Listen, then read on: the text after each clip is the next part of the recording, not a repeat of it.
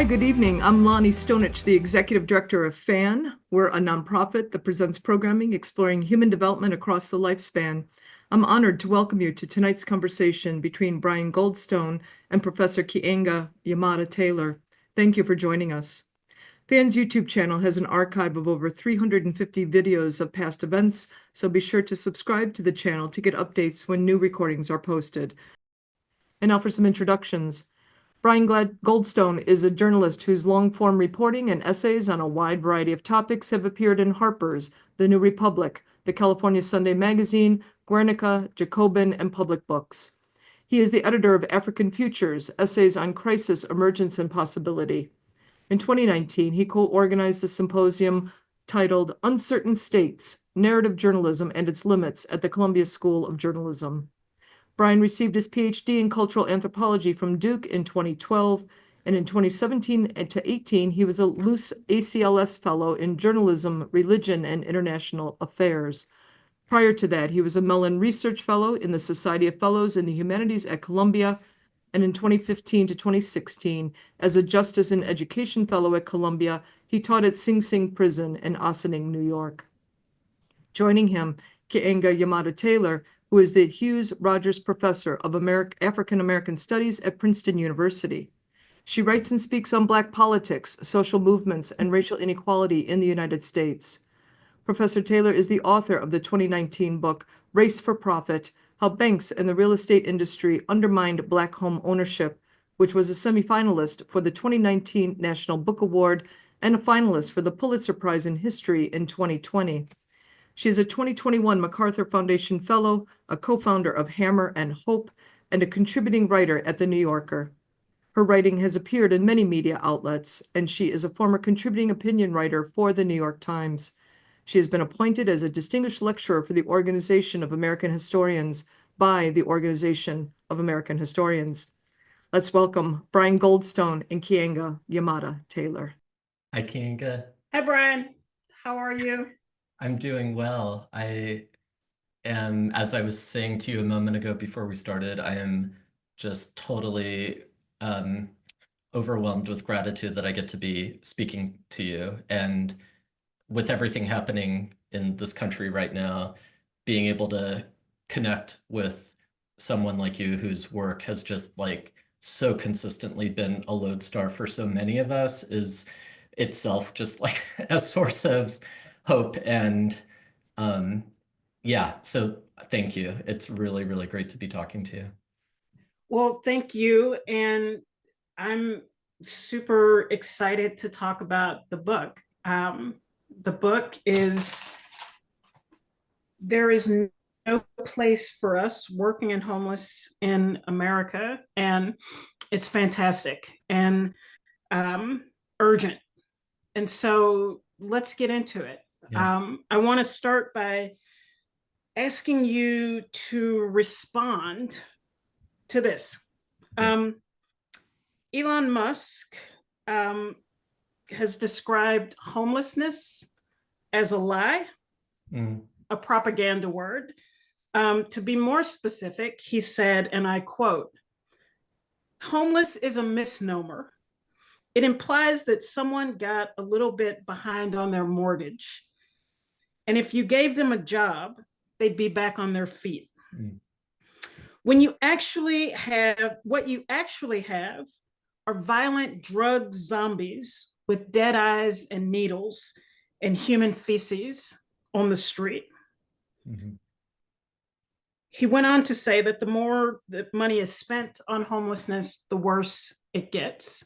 I'm wondering, based on your experience, years deeply researching this book, being embedded with families experiencing homelessness, not necessarily what do you think of that? I can imagine what you think of that, but what is the source of vitriol for that kind of reaction to people who are clearly down and out and suffering? Yeah. I mean, when I saw that quote, I think it was he put it up on X or whatever. It seemed so familiar. Like it wasn't shocking. I mean, the words themselves were shocking. The zombie part is shocking because that, as is so often the case with Musk, like there's very little that's actually original about even the most racist and sort of supremacist, chauvinistic parts of who he is. It's just repackaged in um, this kind of steroid package or whatever. But it was very familiar.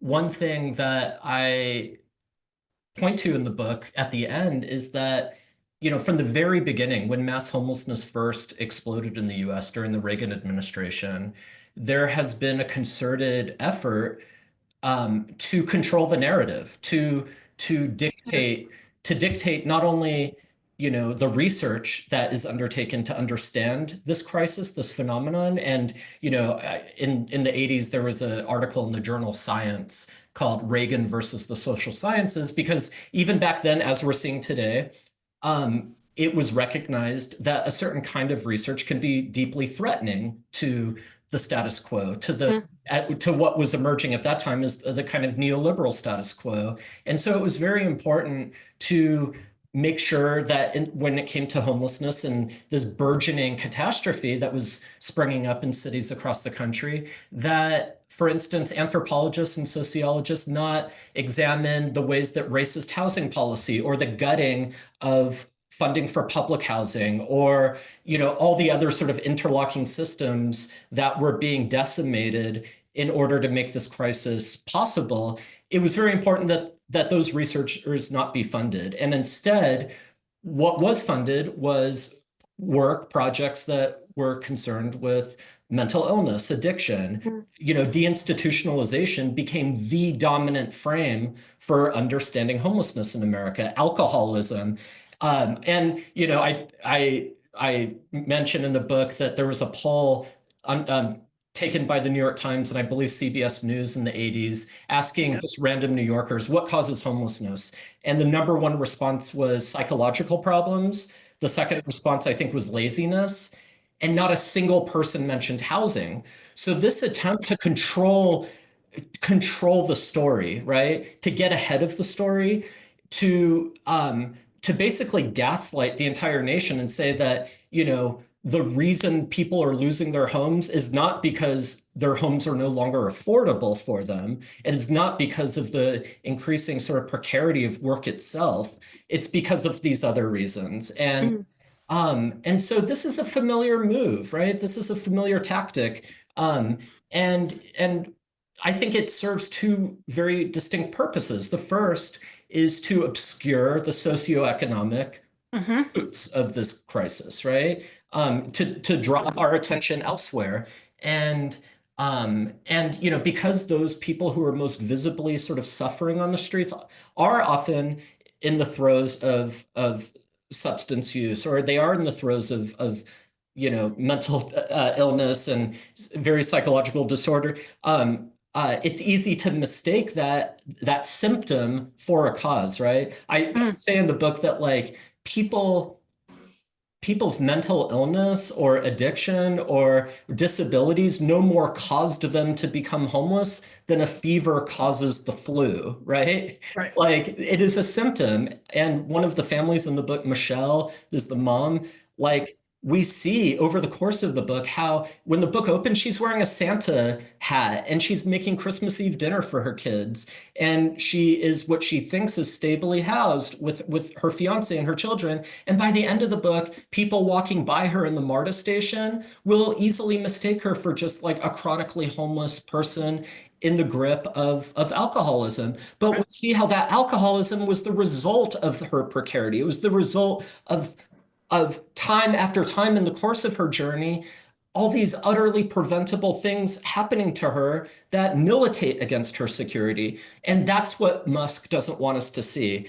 And that leads me to the second purpose of this discourse, and it is to basically inoculate a class of people in this country from scrutiny into how this crisis is actually, it's not just happening sort of alongside this mounting wealth, right? And this is something that you have so powerfully argued again and again in your work. It's not just like coexisting alongside wealth.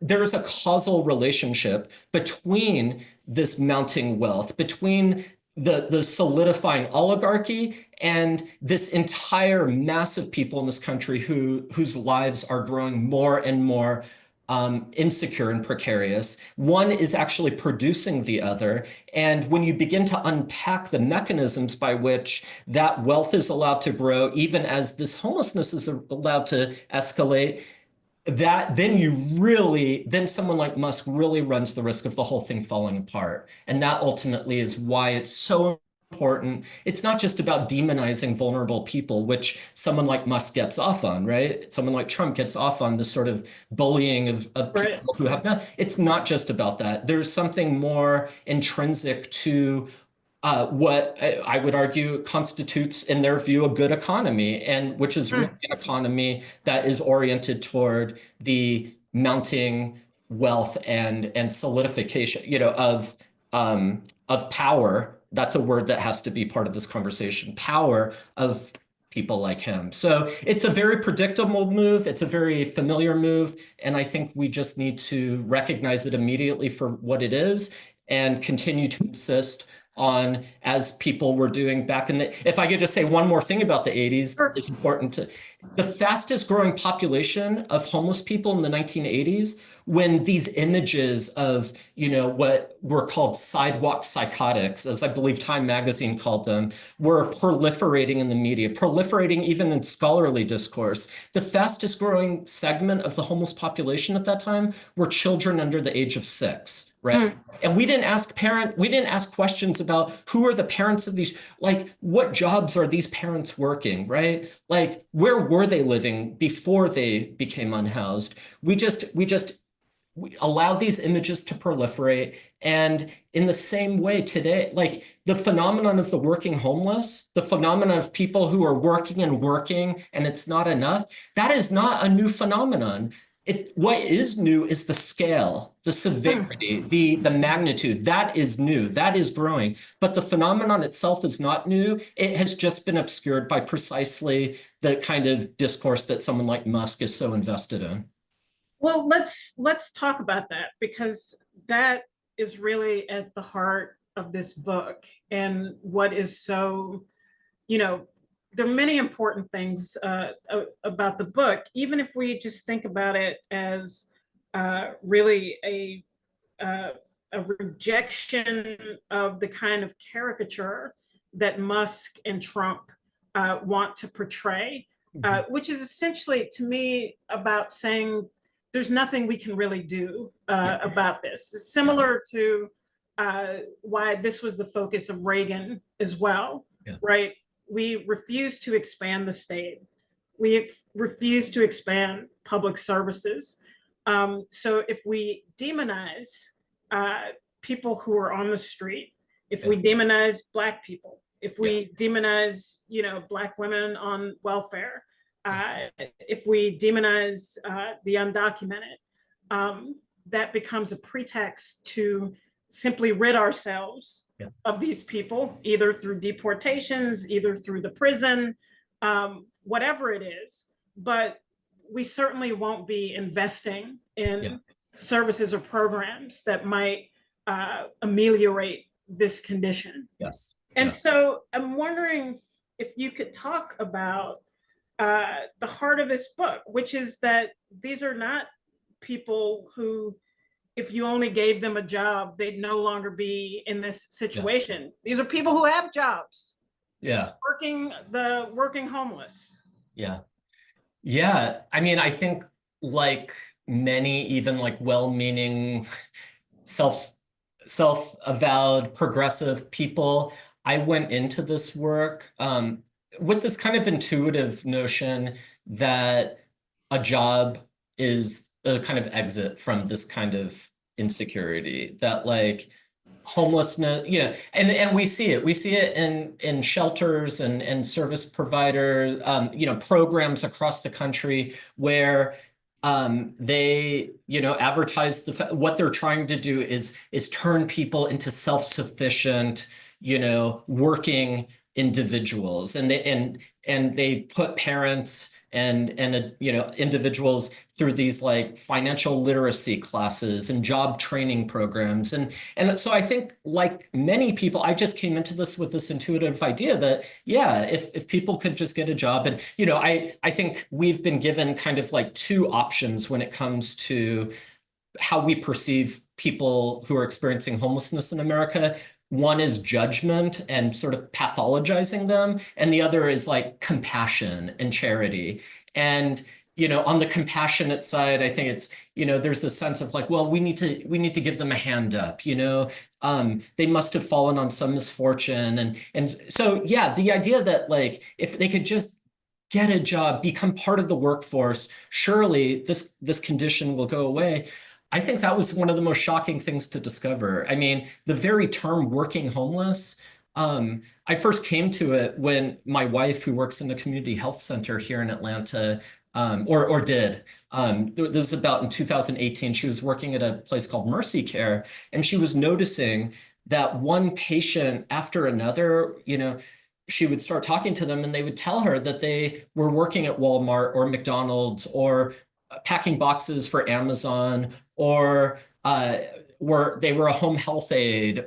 They worked at a daycare. They drove for Uber and Lyft. And when they finished their shifts, they weren't going to apartments. They were sleeping in the very cars they just did those airport runs for Uber and Lyft, or delivered food for DoorDash in.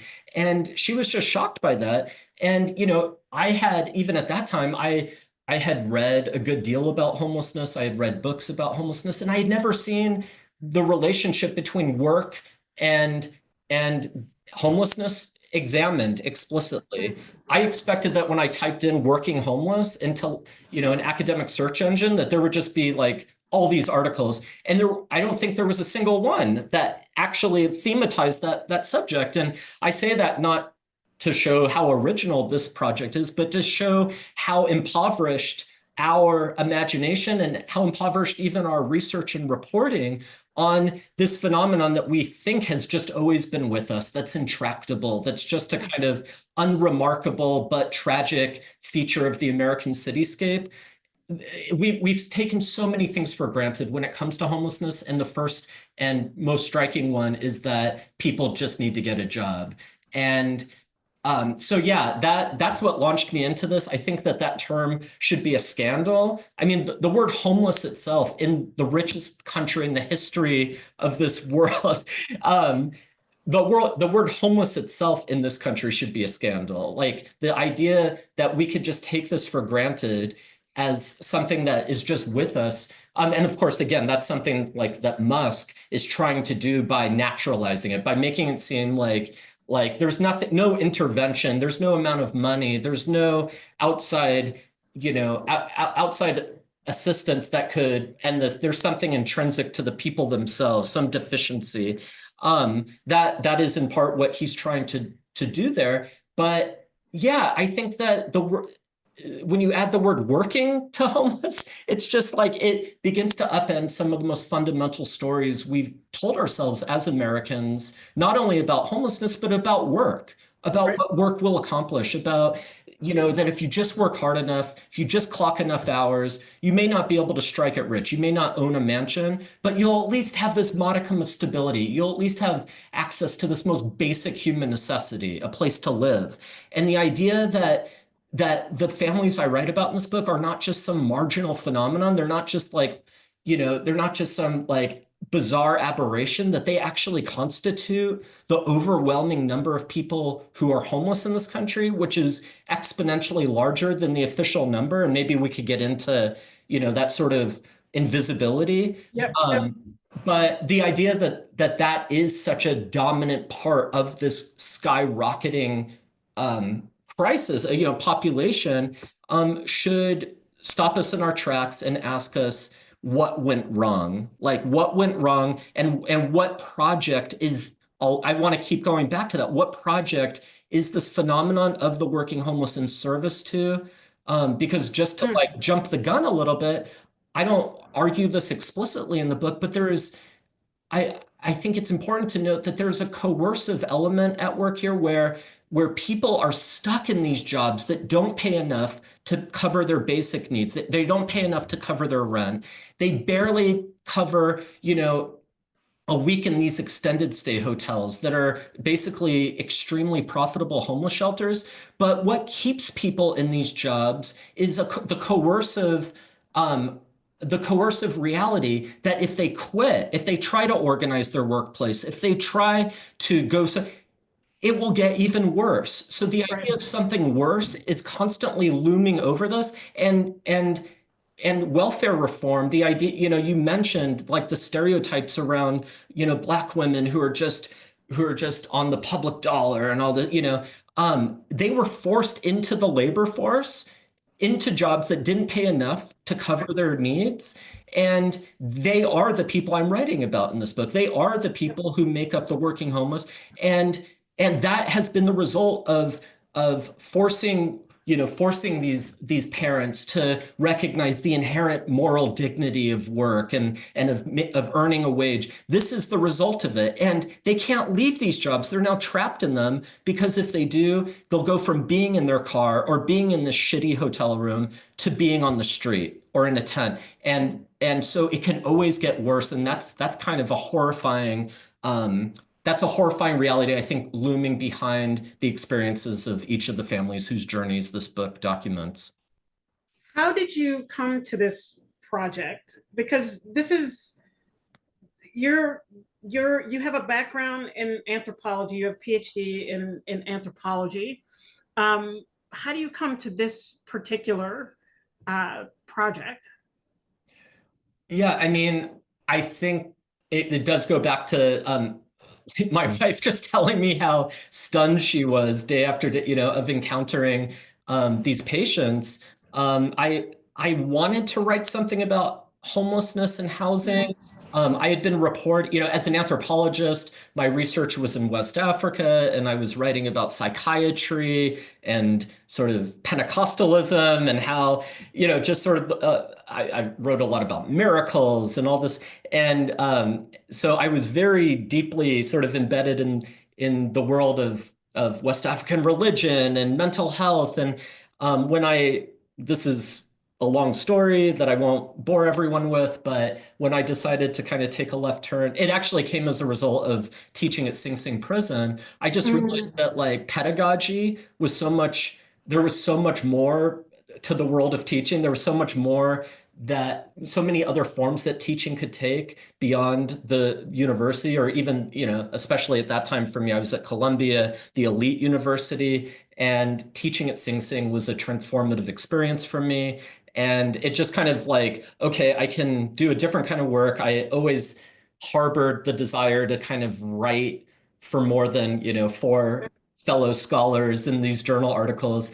I was like a guilty pleasure. I would read narrative nonfiction. I would read, these kinds, writers like John Berger, or, people who had a strong political conviction, but were also experimenting with form and for whom prose and narrative was really important. And so anyway, I just decided to sort of take a left turn and go into being a journalist. And after reporting on different very bleak situations around the world, from, everything from like Israel illegally and secretively deporting Eritrean and Sudanese asylum seekers from Israel and sending them to Rwanda and funneling them into trafficking networks, these horrific detention camps that they were put into, everything from that to the plight of chronic pain sufferers whose medication was being cut off during the opioid crisis, being cut off their opioid medication.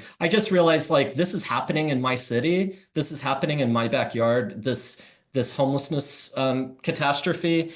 And I was, and as I began to follow this one family first story for the New Republic, it was like all these pieces were coming together. I noticed that it wasn't, not that I noticed, this family story demonstrated the ways in which this like much celebrated renaissance that was happening in Atlanta, where like urban space was being transformed, where green space was like emerging everywhere.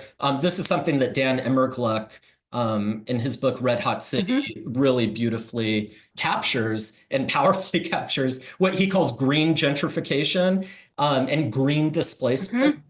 The dots began to get connected between this much celebrated growth, this booming economy, record low unemployment, and this increasing precarity on the part of the very people whose labor and whose bodies were powering that growth. Like, that's what was stunning to me, is that like these people are not on the fringes of society, right? Like the people who in this book, it's their jobs who are actually making all this growth and all this wealth in the city possible. And they are the ones who are being pushed out, not just of their neighborhoods that they grew up in, but out of housing altogether. And so like being able to connect the dots between what's happening in my city in the like sexiest ways, the fun way, all the amenities, all the breweries and things, the things we enjoy, to this insecurity was just like a revelation to me. Well, I want you to say more about that, because I think that related to Musk's caricature, right, of the homeless as mentally ill, drug addicted, there's also a caricature of homelessness as a West Coast phenomenon. Totally. That this is a coastal issue. So tell us, what does Atlanta bring to this phenomenon of the working homeless that we would miss looking elsewhere? What is the Atlanta imprint on this story? Yeah. So two things. First are the ways that Atlanta has sort of been a laboratory for housing policy in this country for nearly a century. So Atlanta was the first city in the country to build public housing in the 30s. Techwood Homes was the first housing project that was built. And in the 90s and 2000s, Atlanta was the first city in America to begin demolishing all of its public housing in favor of, again, this kind of neoliberal experiment in making what was a sort of guarantee for people who fell below a certain income threshold, the guarantee of a roof overhead, even if that housing is, abysmal. And, we should note, for anyone who's not familiar with this history, that when public housing does deteriorate, when public housing does become, a kind of death trap in all the ways that are now so familiar through pop culture, and it becomes that because it was systematically defunded, because it was systematically pushed into failure. When Techwood Homes was first built in Atlanta, the founder of Chick-fil-A actually grew up in Techwood Homes. It was exclusively Techwood Homes for white working class families. And they had an orchestra, they had a newspaper.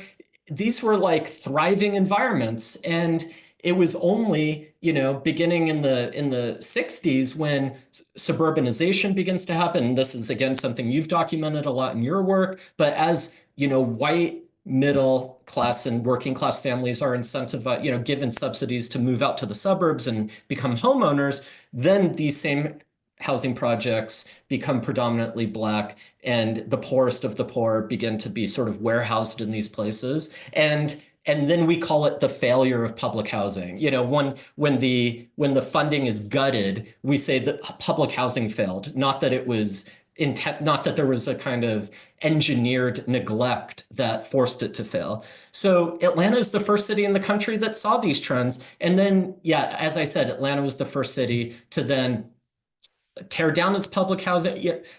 Just to illustrate with a family in the book, Britt, her roots in Atlanta go back 5 generations. She grows up in Eastlake Meadows, which is a notorious housing project here in Atlanta. It was called Little Vietnam. Britt's memories of this place are actually really fond. Her family talks about it as a place where people managed to forge bonds of community despite this sort of attack on its conditions or these just abysmal conditions.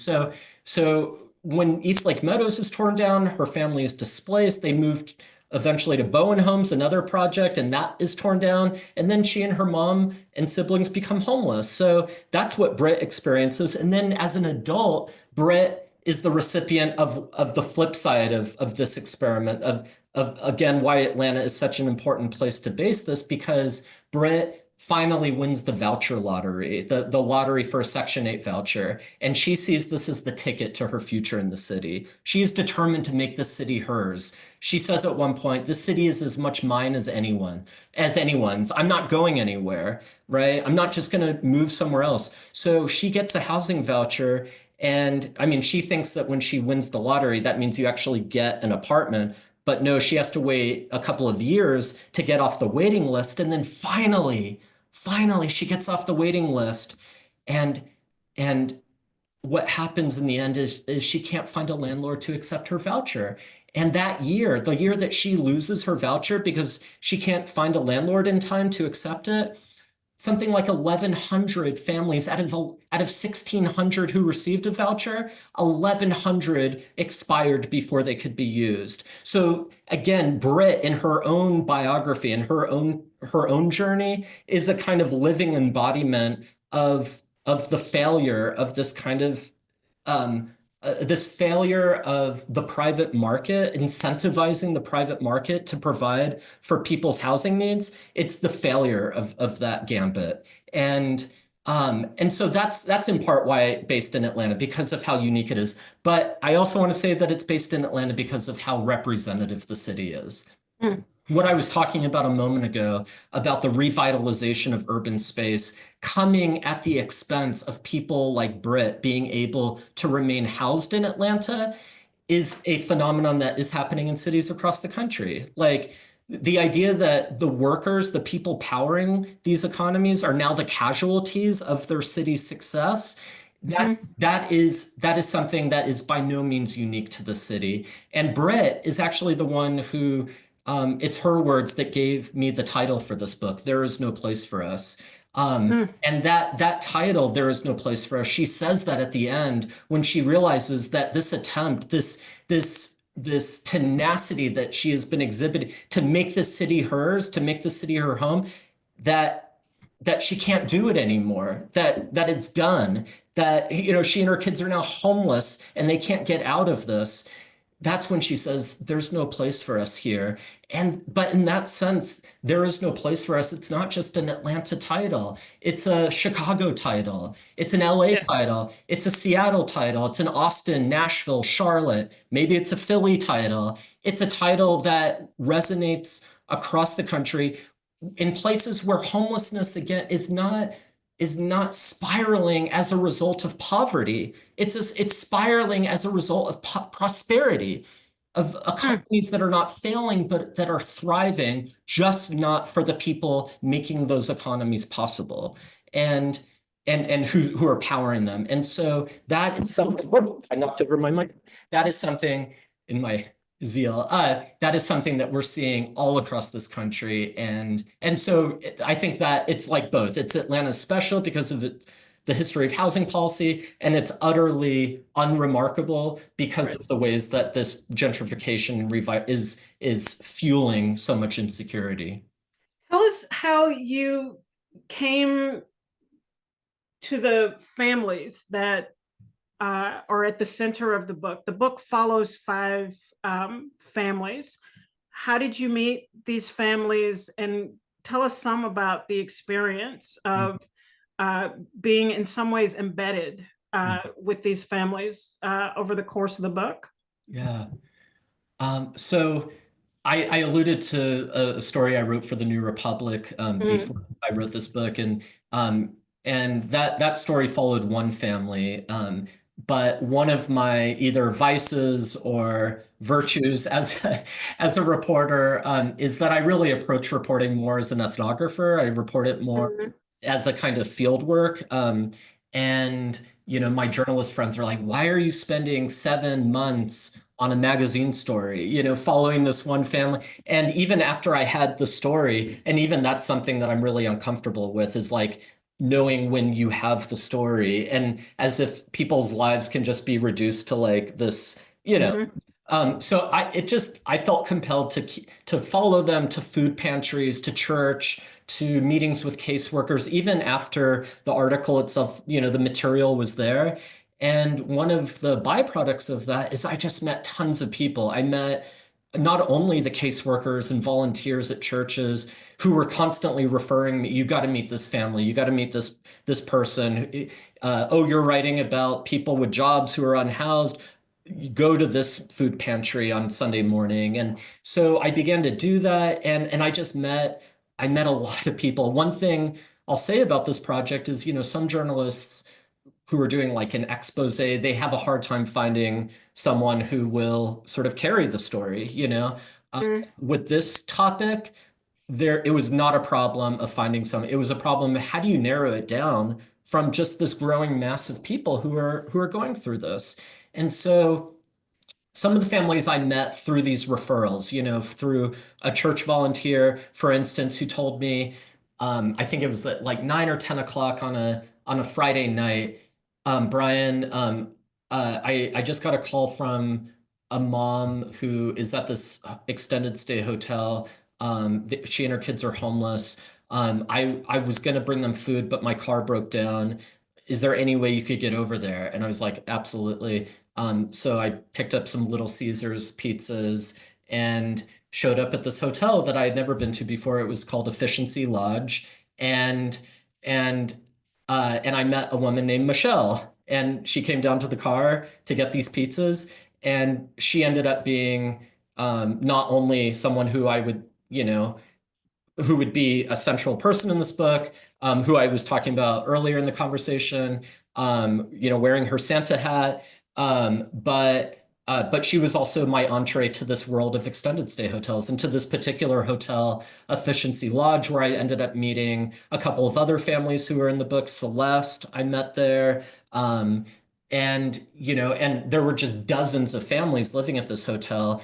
And we can talk maybe about extended stays because it's sort of a crucial node in this new ecosystem of homelessness in America. So I met a lot of families there, you know, just through spending time at this hotel. And I'll just say about my sort of methodology or whatever, that it was really important to me to capture people not just in their moments of um of extreme duress, you know, their moments of feeling like everything is falling apart, but to show them in the fullness of their humanity. I think that like it can be just as dehumanizing, even in really well-meaning social justice reporting or academic work, to only show people as these like heroic, you know, these heroic figures who have no flaws, and they're just hardworking, and they just that can be just as dehumanizing as showing people as simply, you know, in this kind of pathologized way. And so it felt important to just know them and just spend as much time with them as humanly possible. And so in that sense, it wasn't a matter of like, who do I decide I want to follow? It's more, who is going to allow me into their world in the way that I know I will need to be in order to render them as real human beings, and to, you know, I was in conversation the other night with one of my heroes, Sarah Nelson, a labor organizer for Labor Dynamo, and she said something that really captures what this method was aimed at. She said, before we can before we can fix the crisis, we have to feel the crisis. And that was sort of a sense that I had without being able to name it in that way. That was a sense that was sort of animating my method, that readers needed to feel what it was like to walk in these people's shoes, the parents and their kids. And so, yeah, so that was kind of, that was the experience. You talked earlier about Reagan and his, you know, really particular role in unleashing homelessness in American society. When Reagan becomes president in the early 1980s, he takes a hatchet to HUD's budget and really sets the country on this path to a relatively new phenomenon of homelessness in American society. What can you say based on your research, based on the families that you report on? How would you say that homelessness has changed over time in the last 45 years? What are, so you made the point that working homelessness is not new, but that it is more entrenched and more prolific now. There are other things that are different, distinct about the crisis of homelessness today, say it was in the 1980s. Yeah, I mean, in some ways, like this is kind of a boring answer that like not a lot has changed.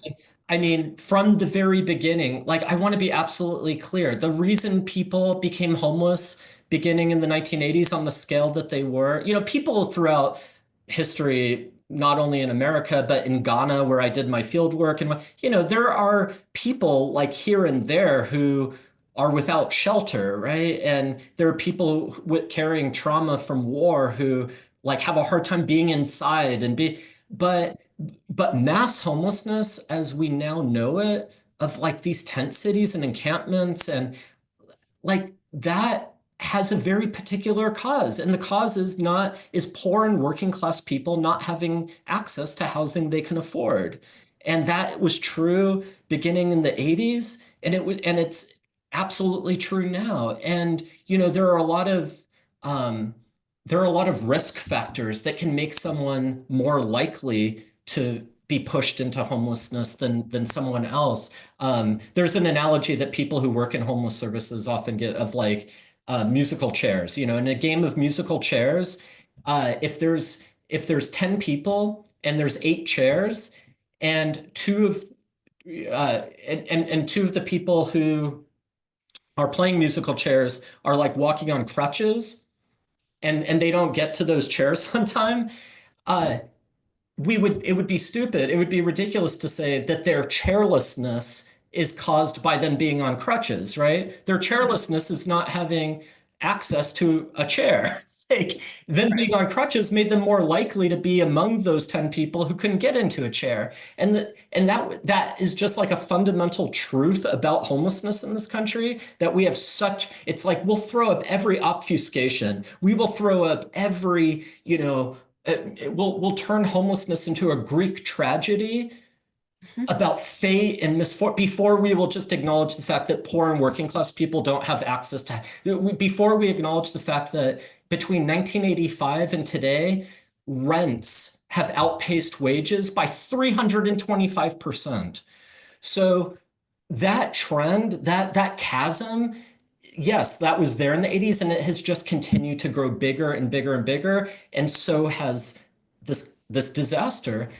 So yeah, I don't think there's much new and original. Why do you think this is? Why is there, in the United States in particular, this insane mismatch between the cost of housing and what people can afford? Because that is probably the one thing that is different, is the exponential rise in the cost of rent. Yeah. And that year after year, it's not, you know, it's like next year rents will be 5% higher than they were this year. So what is this dynamic that produces ever rising costs of rent that people can't afford? Yeah. I love, like, I think it was during the pandemic, I follow you on what was then Twitter, and I loved how you would often just post an article about something totally gutting and just write American exceptionalism.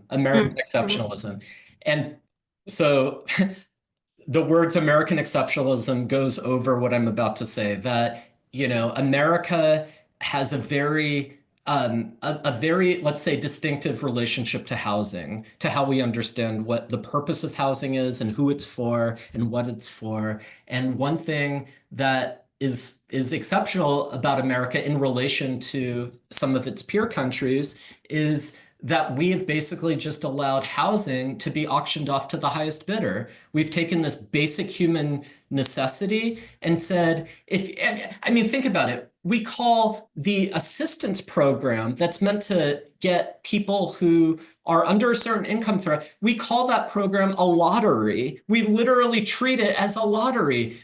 And only 1 in 4 Americans who qualify for this assistance, this crucial assistance, are able to actually get it. Like, we have allowed landlords and property owners to dictate what this incredibly precious resource is going to cost people. And, it's really a toxic mix that creates homelessness. It's not just the low wages. And even on the work side, it's important to point out, it's not even just the wages. It's the precarity of work. It's the volatility of not knowing how many hours am I going to be getting next week, of the gigification of entire sectors, entire industries, where you're not considered an employee, you're a contract worker. And that means that, as Celeste in the book experiences, when she gets ovarian and breast cancer, and she's having to decide, do I go to my chemo appointment or do I go to my warehouse job? Because my warehouse job, yes, it's paying $13 an hour or whatever, but I don't have sick leave. And if I don't show up for my shift, I don't get paid. And if I don't get paid, we're on the street, me and my kids.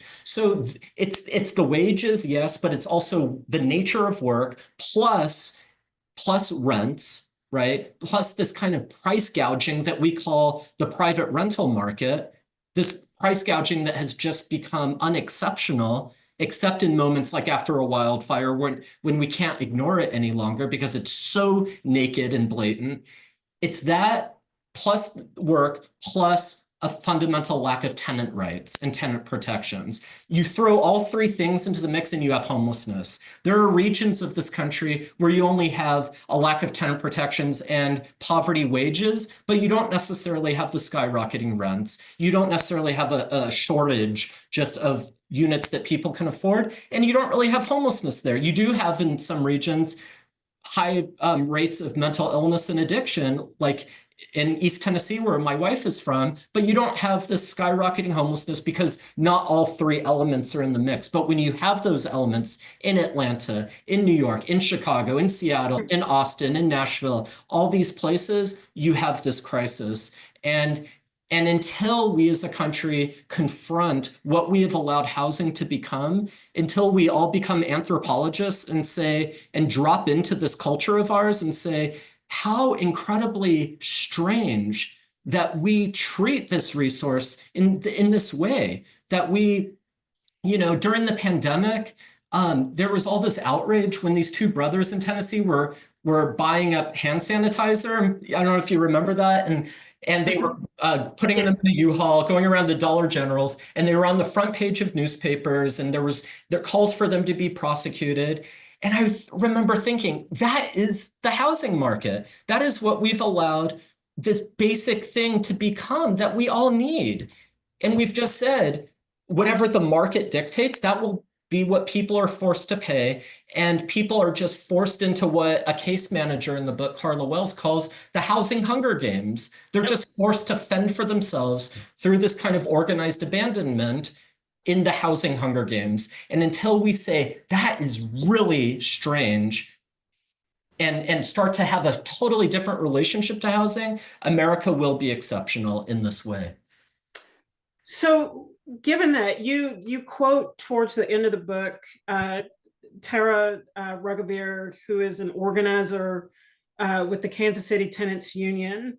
There has been over the last several years, efforts, both local and some national, to what Ruggiero would describe as build tenant power. Yeah. And so I wonder that's one example. What is your hope for for the future is how do we challenge this utterly irrational system of housing that we have here? That is my hope. That is my hope. My hope is that people like Tara and KC Tenants and the LA Tenants Union. I was just in Springfield, Missouri this weekend at Missouri State, and a group called Springfield Tenants United was there, and I was learning about their eviction defense strategies. I was learning about their mutual aid for tenants at risk of being pushed into homelessness.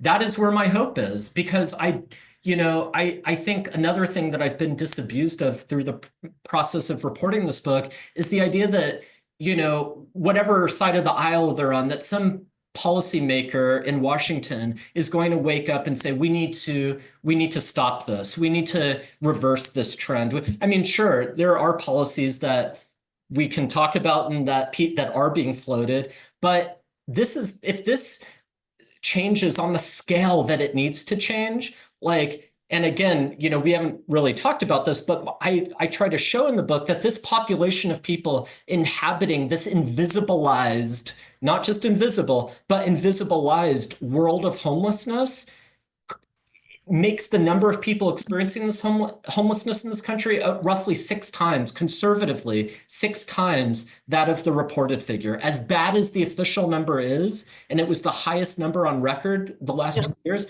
the reality is exponentially worse. And once we face that reality, as Baldwin said, not everything that's faced can be changed, but nothing can be changed until it's faced. Until we face that reality, as tenants are doing across the country and insisting that we face, we won't be able to even imagine something like social housing, which is public housing done right, that will actually provide for the needs of people in this country to have a roof overhead.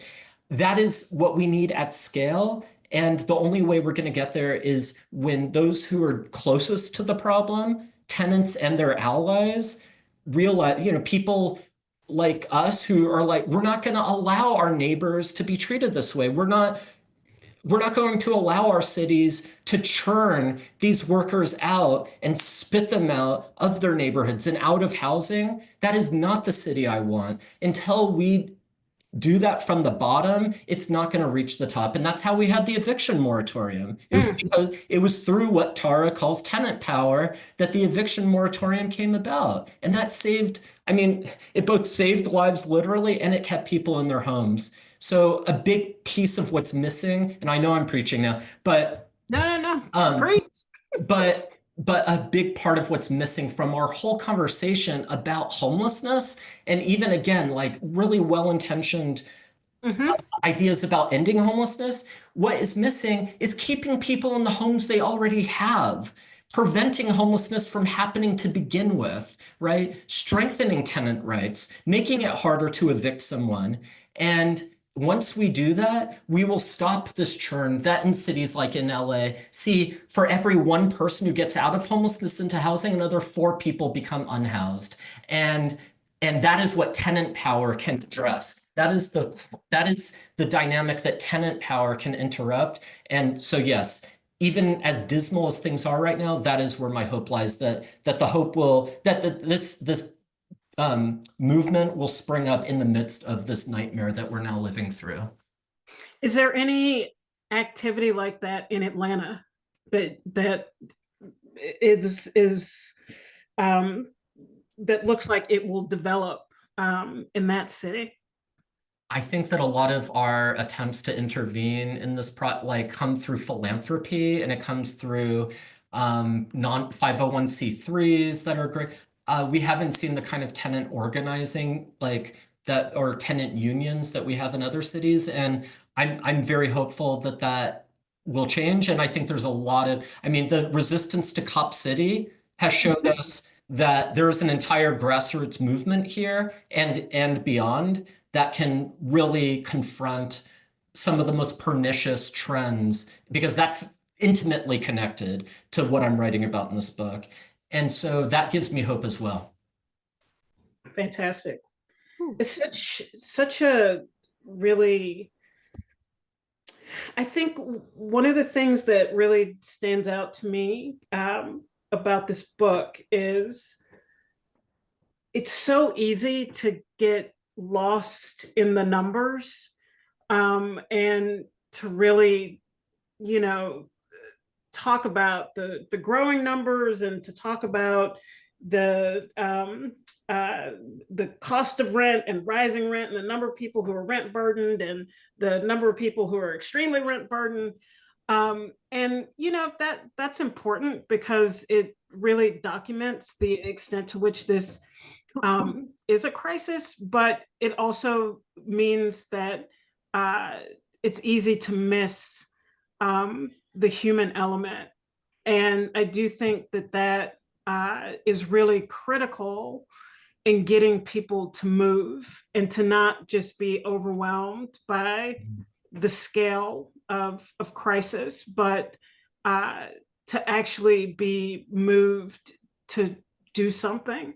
Totally. And so in that sense, I think that this book is in a long tradition of important journalistic texts that at the heart of them have this human story that can get people to move.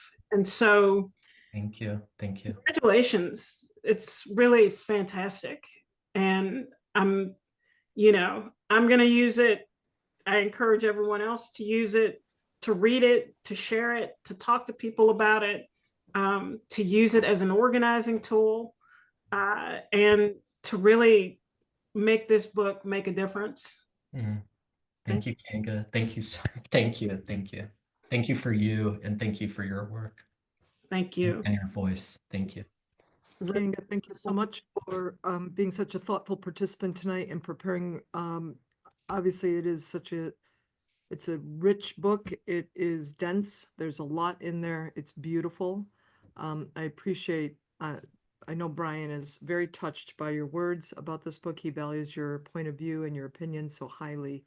Thank you so much for spending time with Fan tonight. We hope to welcome you back again soon.